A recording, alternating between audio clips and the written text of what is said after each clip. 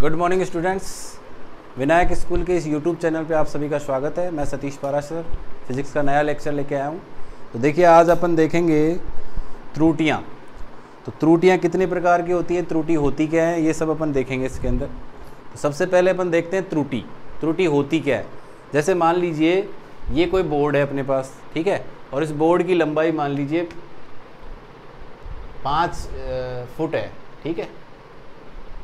अब एग्जैक्ट जो इसकी लंबाई है 5 फुट है। मैंने किसी स्टूडेंट को आपको कहा कि भाई इसकी लंबाई मेजर करके बताओ कि इसकी लंबाई कितनी है।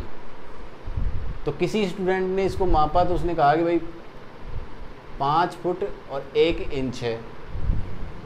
किसी ने मापा तो इसको कहा कि 5 फुट 2 इंच है। किसी ने कहा कि 4.9 ही है।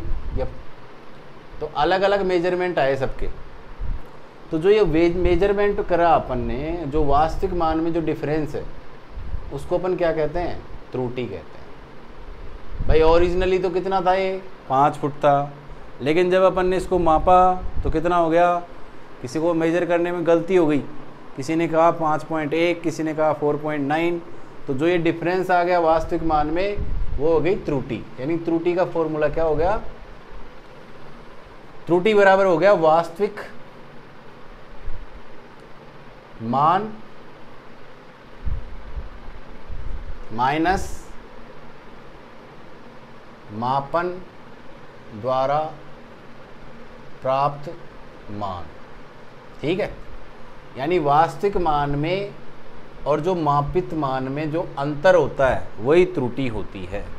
जैसे मान लीजिए कि आपके पास एक स्केल है और स्केल 15 सेंटीमीटर का है। कितना सेंटीमीटर का है, 15 सेंटीमीटर। तो वास्तविक मान कितना हो गया उसका, 15। लेकिन मैंने आपसे कहा कि भैया इसको मेज़र करके बताओ कि कितना लंबा है। तो आपने मेज़र करा किसी इंस्ट्रूमेंट से और आपने कहा कि भैया ये तो 15.1 सेंटीमीटर है। तो त्रुटि कितनी होगी इसकी, 0.1 सेंटीमीटर हो गई। आ गई बात समझ में। तो यहाँ पर त्रुटि से मतलब है गलती से, जो अपन गलती करते हैं।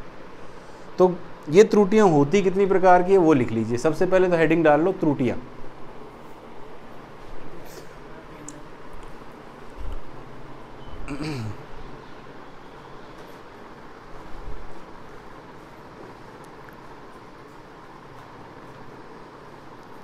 किसी भी मापन यंत्र के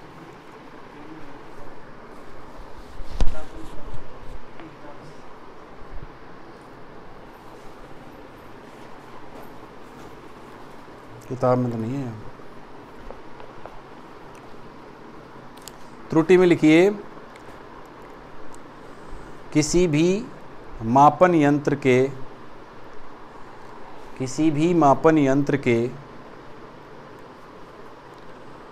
सभी मापन के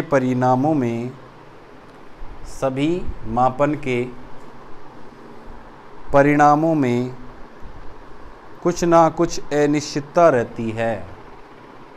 कुछ ना कुछ अनिश्चितता रहती है।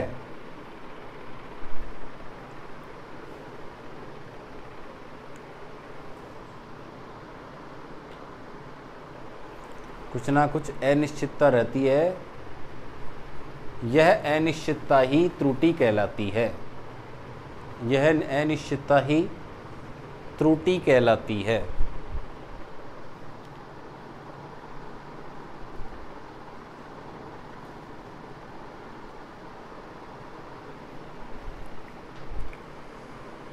त्रुटियों को हम 2 भागों में विभाजित कर सकते हैं। त्रुटियों को हम 2 भागों में विभाजित कर सकते हैं।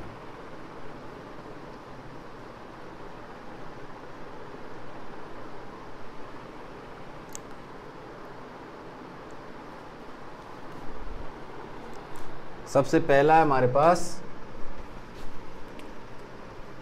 ए भाग, इसको बोलते हैं हम क्रमबद्ध त्रुटियां। और दूसरा है हमारे पास बी भाग, इसको बोलते हैं हम यादृच्छिक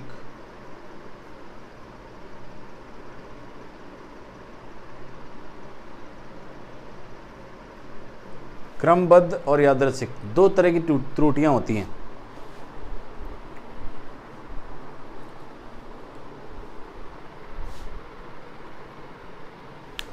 देखिए, क्रमबद्ध त्रुटियां हमेशा धनात्मक और ऋणात्मक दिशाओं में होती है। धनात्मक और ऋणात्मक से क्या मतलब है सर?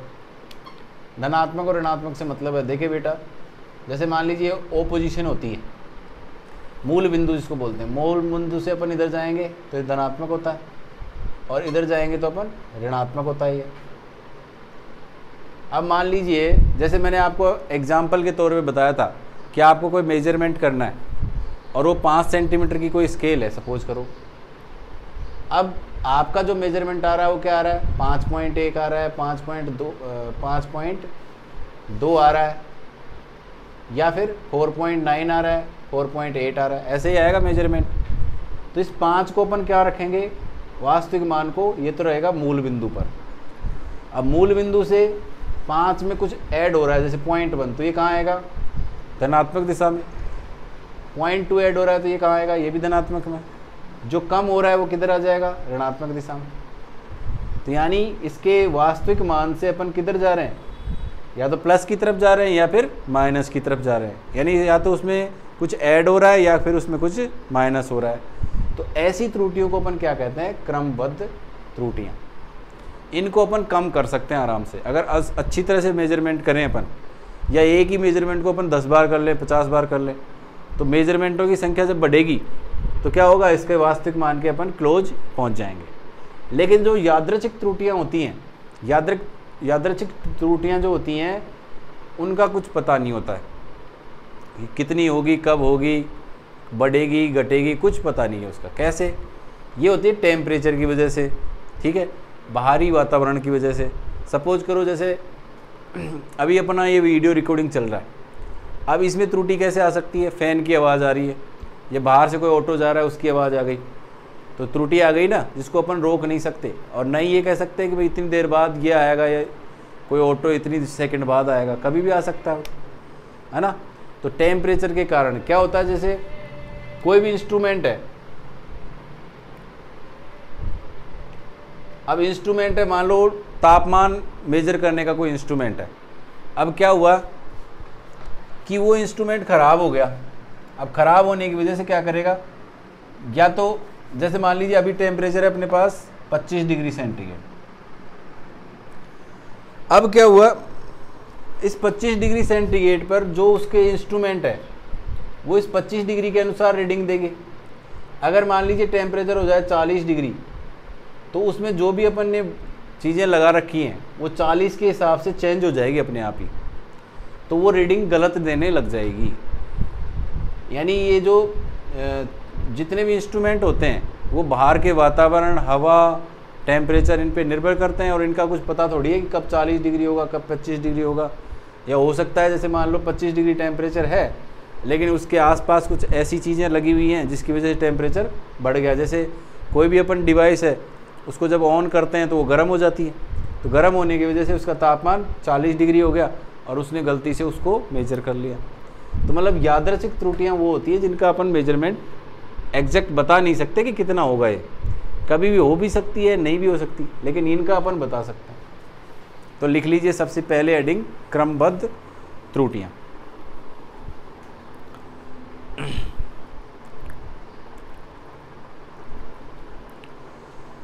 क्रमबद्ध त्रुटियाँ वे त्रुटियाँ हैं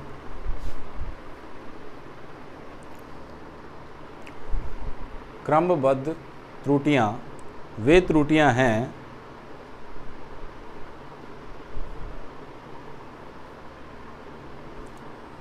जो किसी एक दिशा धनात्मक या फिर ऋणात्मक में प्रवृत्त होती हैं। जो किसी एक दिशा धनात्मक या फिर ऋणात्मक में प्रवृत्त होती हैं।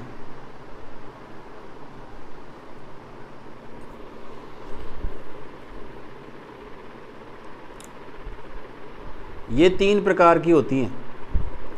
क्रमबद्ध त्रुटियां भी कितनी प्रकार की होती हैं? 3 प्रकार की होती हैं।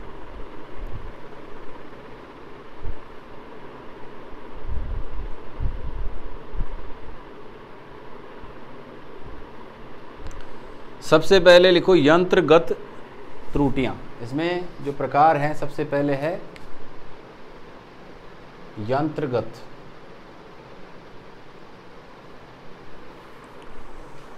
तो यंत्रगत में लिखिए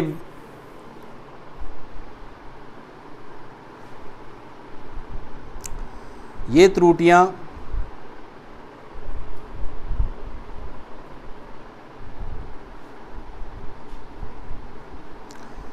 यंत्र की अपूर्ण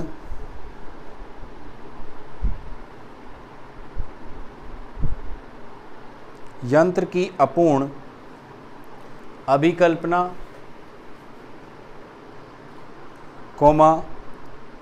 त्रुटिपूर्ण अंशांकन या शून्यांक त्रुटि आदि के कारण होती है।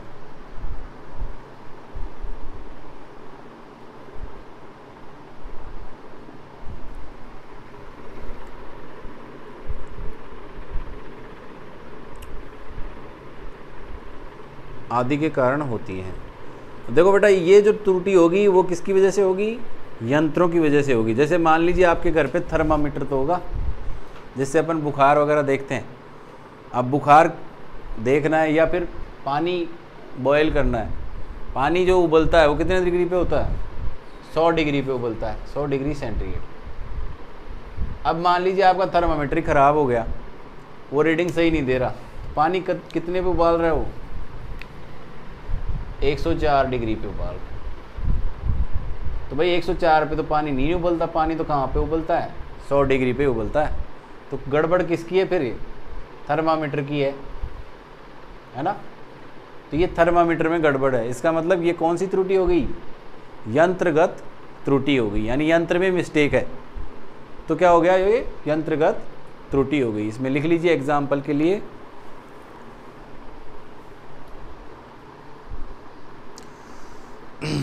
उदाहरण उसमें लिखिए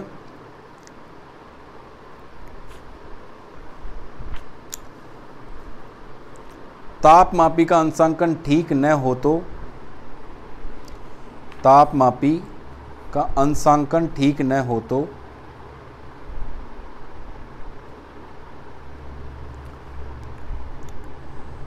जल का क्वथनांक 100 डिग्री सेंटीग्रेड के स्थान पर, जल का क्वथनांक 100 डिग्री सेंटीग्रेड के स्थान पर 104 डिग्री सेंटीग्रेड बढ़ता है, पड़ता है। 100 डिग्री के स्थान पर 104 डिग्री पड़ता है।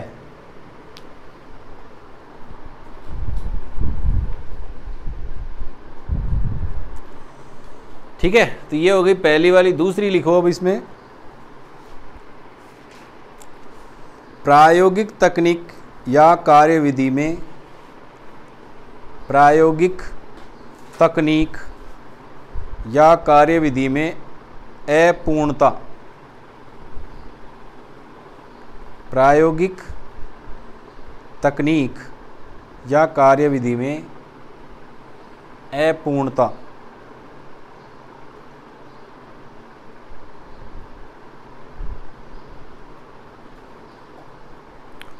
देखिए इसमें क्या है कि इंस्ट्रूमेंट तो सही है, लेकिन जो आपने तकनीक लगाई है टेम्परेचर लेने की, या किसी भी इंस्ट्रूमेंट में जो आपने विधि अपनाई है वो गलत अपना ली। सपोज करो अपने को बुखार हो रहा है और अपन देखना चाहते हैं कि अपना टेम्परेचर कितना है, तो क्या करते हैं डॉक्टर? आपकी जीभ के नीचे थर्मामीटर लगाते हैं, उससे आपका एग्जैक्ट टेम्परेचर आ जाता है बॉडी का। लेकिन कई लोग ऐसा करते हैं कि आपके इसमें हाथ के नीचे लगा लिया, कांख में लगा लिया आपने, तो यहाँ टेम्परेचर सही नहीं आएगा आपका, मतलब आपकी तकनीक ख़राब है। यहाँ पे इंस्ट्रूमेंट सही है, आपका थर्मामीटर जो है वो सही है, तापमापी आपका सही है, पर आपने क्या किया? जीभ के नीचे लगाने की बजाय आपने कांख में लगा लिया, तो टेम्परेचर सही नहीं आएगा। तो आपने जो प्रायोगिक विधि जो अपनानी चाहिए थी वो सही है नहीं अपनाई, इसकी वजह से जो त्रुटि आई उसको क्या बोलते हैं अपन, ये वाली त्रुटि बोलते हैं प्रायोगिक तकनीक या कार्यविधि में अपूर्णता। तो लिख लीजिए इसको,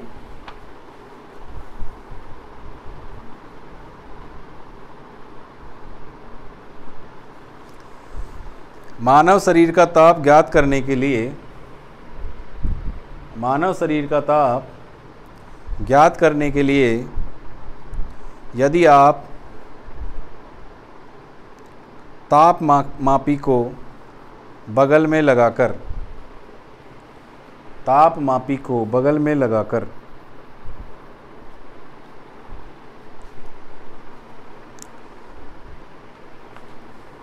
ताप ज्ञात करेंगे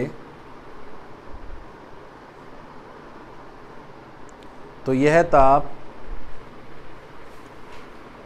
ताप शरीर के वास्तविक ताप से कुछ कम प्राप्त होता है।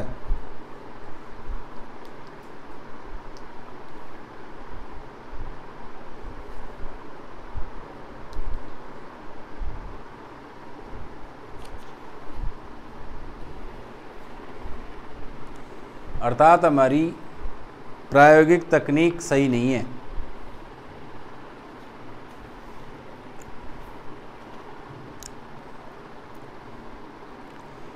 अब तीसरा लिखिए इसमें व्यक्तिगत त्रुटियां, यानी इसमें अपन ने सबसे पहला देखा कौन सी वाली, यंत्रगत। यंत्रगत किसकी वजह से हो रही थी, यंत्र की मिस्टेक की वजह से। दूसरी किसकी वजह से हो रही है, प्रायोगिक तकनीक की वजह से। और तीसरी हो गई व्यक्तिगत, व्यक्तिगत त्रुटियां। इसमें तीसरी प्रकार की क्या है अपने पास, व्यक्तिगत।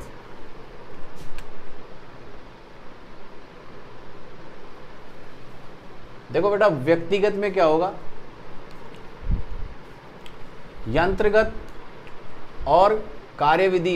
यंत्रगत में तो यंत्र खराब था, प्रायोगिक विधि में आपने उसको मेथड आपने गलत अपना लिया। और तीसरी है व्यक्तिगत, अब जो रीडिंग लेने वाला है उसने ही गलती कर दी कि वहाँ पे पढ़ना चाहिए था 100 और पढ़ लिया उसने कितना, 101। तो किसकी मिस्टेक है ये व्यक्ति की मिस्टेक हो गई भैया। ना तो इसमें यंत्र खराब है, ना आपने प्रायोगिक विधि भी आपने सही देखी, लेकिन आपने पढ़ने में ही गलती कर दी। तो क्या हो गया, ये व्यक्तिगत त्रुटि में आ जाएगा, जो आपने खुद ने ही गलती कर दी। या मेजरमेंट लेते समय क्या लेते हैं अपन, जैसे मेजरमेंट आ रहा है इस लाइन पे और आप सामने से देखना चाहिए उसको, आपने तिरछा देखा तो वो कहीं और दिखेगी लाइन, ठीक है। तो इस वजह से भी आपकी दिक्कत आ जाती है। तो लिख लीजिए इसको व्यक्तिगत त्रुटियों में,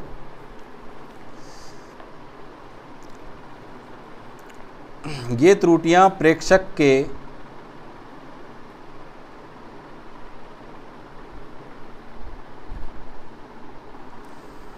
किसी पूर्वाग्रह, ये त्रुटियां प्रेक्षक के किसी पूर्वाग्रह कोमा उपकरण के समंजन में रह गई कमी, उपकरण के समंजन में रह गई कमी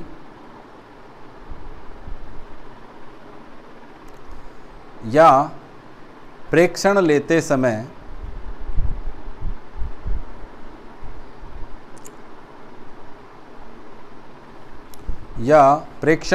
समय प्रेक्षक द्वारा उचित सावधानियां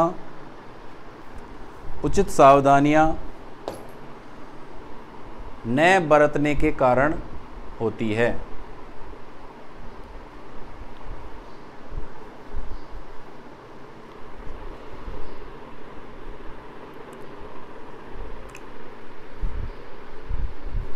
तो देखिए क्रमबद्ध त्रुटियों के तीनों प्रकार अपन ने समझ लिए। अब देखेंगे अपन यादृच्छिक त्रुटियां। तो हेडिंग डाल लीजिए यादृच्छिक त्रुटियां।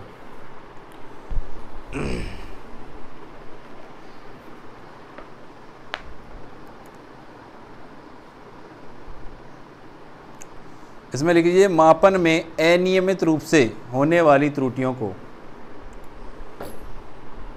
मापन में अनियमित रूप से होने वाली त्रुटियों को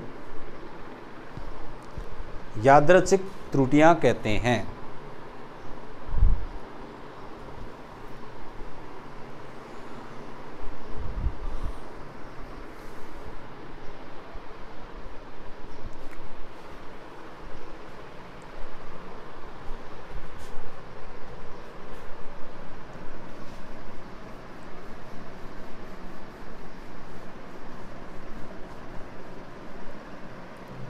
देखो बेटा, एक लास्ट त्रुटि और बची है, अल्पतमांक त्रुटि। अल्पतमांक त्रुटि ये होती क्या है? देखो, समझने के लिए सबसे पहले अपन देखेंगे कि अल्पतमांक क्या होता है। अल्पतमांक क्या होता है? देखिए, कोई भी जो यंत्र होता है ना, वो छोटे से छोटा मेजरमेंट कितना कर सकता है, वो उसका अल्पतमांक होता है। जैसे मान लीजिए आपके पास स्केल है, स्केल तो सबके पास होगी, तो ये स्केल पे ऐसे लिखा रहता है 1 सेंटीमीटर है, यहाँ 0 फिर 1 फिर 2 फिर 3 ऐसे करके 15 तक की गिनती लिखी रहती है। तो इसका मतलब क्या है बेटा? ये 1 का मतलब 1 सेंटीमीटर यहाँ से यहाँ तक, फिर 2 सेंटीमीटर ऐसे। अब इसमें बीच में छोटे छोटे ऐसे खाने और होते हैं 10। तो ये छोटा खाना कितने का होता है?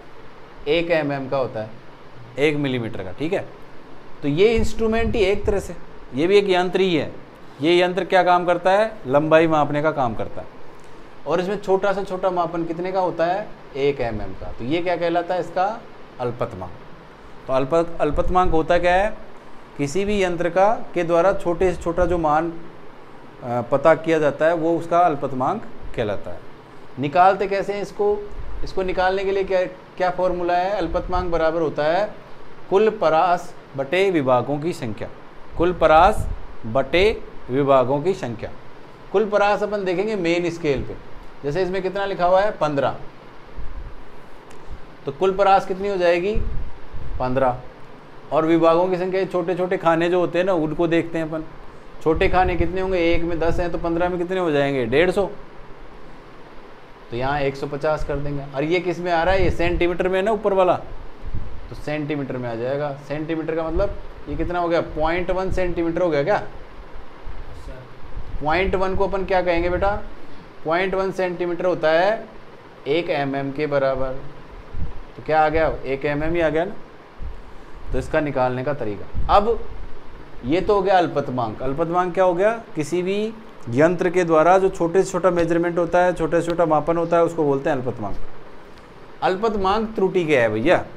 अल्पतमांक त्रुटि का मतलब है कि अल्पतमांक से अगर छोटी वैल्यू आ गई तो उसका मेजरमेंट वो इंस्ट्रूमेंट नहीं कर सकता। जैसे मान लो आपको 1 mm ये स्केल दे रखी है, और एक इस स्केल से अपन क्या कर सकते हैं? 1 mm की डिस्टेंस मेजर कर सकते हैं।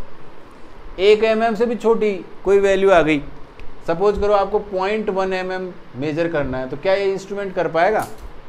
ये नहीं कर पाएगा।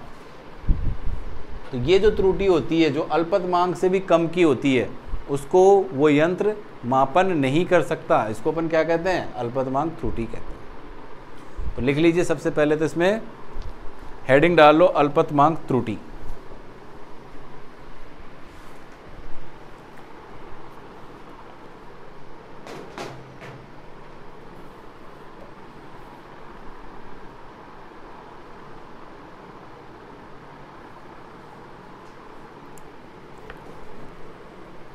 ठीक है, अब अल्पतमांक त्रुटि में पहले अल्पतमांक देख लो। ए पॉइंट डालो इसमें, अल्पतमांक।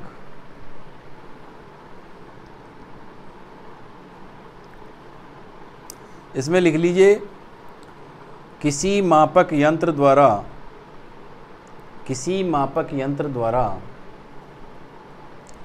मापा जा सकने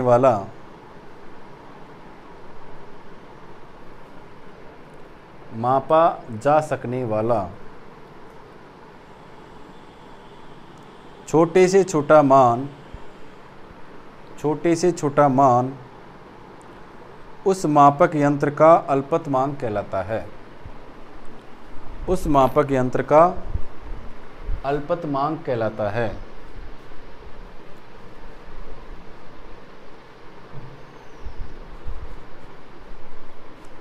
तो इसका फॉर्मूला क्या हो जाएगा अपने पास बेटा, कुल पराश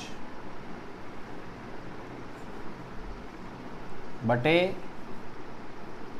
विभागों की संख्या। लिख लो इसको अल्पतमांक को, कुल परास बटे विभागों की संख्या।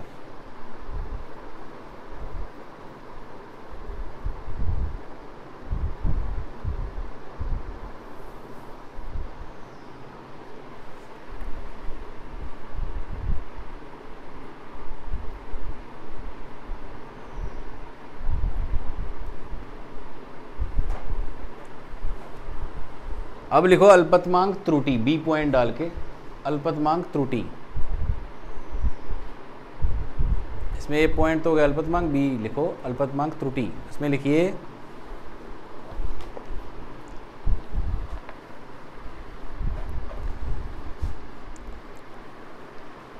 कोई भी मापक यंत्र उसके अल्पतमांक से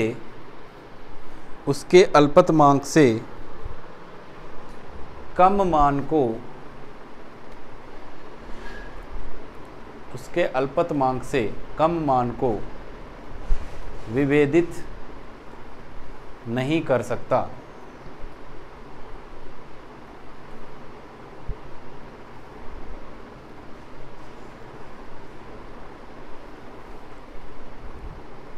इसे हम अल्पतमांक त्रुटि कहते हैं।